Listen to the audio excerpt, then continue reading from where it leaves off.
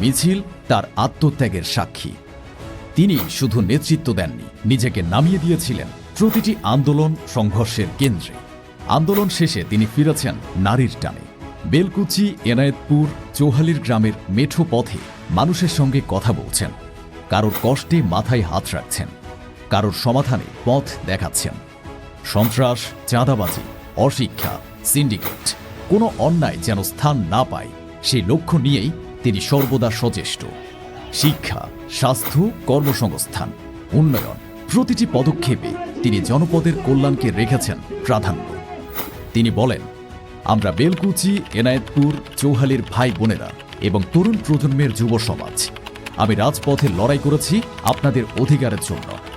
আগামী 12ই ফেব্রুয়ারি আপনারা যেভাবে ভোট দেবেন সেই ভোট হবে পরিবর্তনের সূচনা।